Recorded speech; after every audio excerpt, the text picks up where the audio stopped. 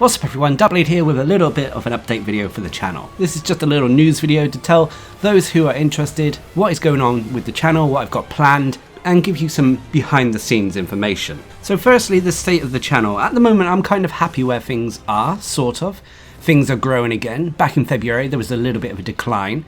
This is probably because mainly Monster Hunter Rise and Monster Hunter content in general was having a little bit of a lull, especially with the release of Elden Ring. But after tasting humble pie and realising how good Elden Ring was, I decided to start making videos on it, and I'm glad I did. Normally when it comes to making videos, I really need to enjoy a game to be able to produce decent videos, and I'm glad to say that this is what happened with Elden Ring. Whilst at the moment I'm only producing sort of beginner guides, very quick short videos, not anything really in-depth, I am interested in doing more Elden Ring content. Obviously, as more and more players dive into the game, the beginner's guides will not be as useful for everyone. So what other content could I make?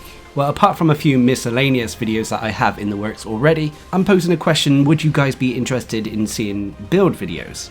Now, builds in Elden Ring, as I've stated before in the past, they're kind of different to the normal build videos that I've covered in other games. Like, they're different from Monster Hunter builds, different from Mass Effect builds, so on and so forth.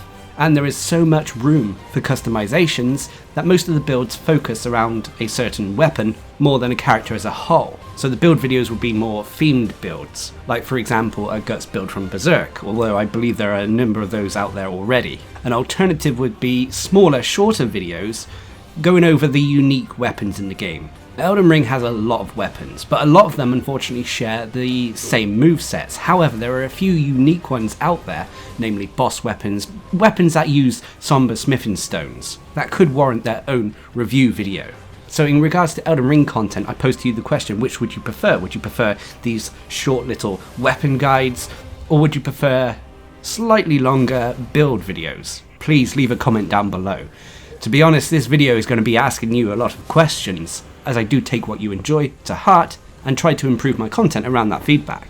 But Elden Ring aside, obviously I am still covering Monster Hunter, namely Monster Hunter Rise with Monster Hunter Rise Sunbreak on the horizon. Monster Hunter Rise Sunbreak comes out on the 30th of June if you're not aware, and I'm hoping to hit the ground running when it launches. I must confess I feel that I dropped the ball when Monster Hunter Rise first launched. I didn't get my videos out nearly as quick as I should, but there were a few personal reasons behind the scene to why this occurred. This time I'm making sure that no such thing gets in the way and I can just cover the game at least for the first few weeks. One of the key questions though for Sunbreak is, do I get it on PC or Switch?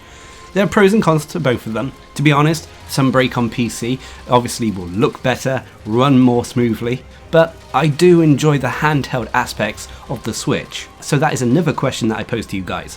What are you getting Monster Hunter Rise Sunbreak on, PC or Switch? Now there are a few other Monster Hunter questions. First of all, in regards to the bi-weekly news videos that I normally release, the question is, do you still find them useful? I know I've been reporting on the Monster Hunter World Iceborne, Safi'jiiva Siege and the Kulftaroth Siege for a fair few years now, shall we say. They rotate every 2 weeks, and same with the seasonal events. But do you find it still useful to know when they've changed? I failed to produce a news video this week simply because, although there was a changeover in Siege events, there was no seasonal event, and on top of that, Monster Hunter Rise and Sunbreak news, there wasn't much to report on. Hence why I'm kind of doing this little update video. So that is another question I pose to you guys. Do you find these news videos helpful? Obviously when Sunbreak is released and we start getting weekly event quests again, then the news roundup videos will be returning. But until then, do you still want to see them? Lastly, in regards to Monster Hunter Rise and Monster Hunter Rise Sunbreak news, there are a few videos that are going to be produced up until the launch of Monster Hunter Rise Sunbreak. First of all, I'm going to finish off the Monster Hunter Rise shorts, going over the different switch skills in the game for beginners who are thinking of picking up Monster Hunter Rise when Sunbreak launches. This won't be of much use for veteran players out there, but for anyone new, hopefully they'll help. And on top of that, I'll be producing a little series known as the Pre-Sunbreak build series, where I'll take one build for each weapon that is a strong universal build that can be used against any monster that you should be able to take into Sunbreak to take on the beginning of the game quite comfortably. Obviously, I am a little bit disappointed that I actually didn't finish the Monster Hunter Rise build series, but like I've stated in previous videos, let's just say variety was lacking and I was jaded with the experience. But hopefully Sunbreak will change all of that. Finally, in regards to content, there's Genshin Impact. I have dialed down my Genshin Impact videos in all honesty. Whilst I do value the small Genshin Impact community we have on the channel, I had to make some business decisions, and as a result, I couldn't put as much time into making Genshin Impact videos. That is not to say that I do not still enjoy the game. I thoroughly love it. And I play it every day, almost every day. I've missed one or two, but that's because of Elden Ring and stuff. But anyway, I try to get all my dailies done every day, and whenever there is a new character coming around the corner, I try to make a video on them. I would like to have a video on the channel for each character out there, but when compared to other videos I make on the channel, the Genshin Impact videos take a lot of time to produce. Normally the Genshin Impact videos are between 15 to 20 minutes long, when compared to Monster Hunter and Elden Ring videos, which are normally between the 3 to 10 minute mark. Also, the Genshin Impact videos are normally heavily edited, adding to the time it takes to produce them. In terms of analytics, if the Genshin Impact videos performed as well as the Elden Ring ones or the Monster Hunter videos, then the time it takes to make the videos would be more justified. But alas, I am just one person working on this channel, and so I have to divide the time accordingly. It's also one of the downsides when it comes to dividing your channel to cover multiple games, but that is what I chose, as covering multiple games keeps things interesting, fresh and entertaining for me. So I hope you can understand that. So the channel as a whole is performing okay at the moment. Of course I would like to see it grow and increase in viewership.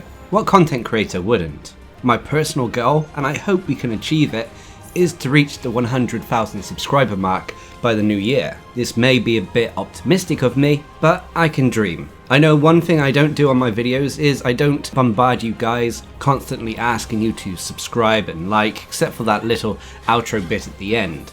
But who knows, maybe there is some magic to requesting it as often as other content creators do. But enough moaning. Also, for those of you who are aware, I am still streaming over on Twitch, normally every Monday, but I feel a little bit like I'm in limbo over there at the moment. I do have some ideas to improve things when it comes to streaming, but that's further on down the line and maybe for a different video. Finally, before I go, one last channel update. Super Thanks has now been made available in the UK, so it is enabled on the channel. It's basically a way for you to tip a creator and show your support for their work. You can normally find the Super Thanks button located near the likes and dislikes. So what are your thoughts? I've posed you numerous questions here, and I would love to hear your feedback. So until next time, I've been Darcblade, bringing you an update video for the channel. Hope you enjoyed it, thanks for watching, subscribe and like for more.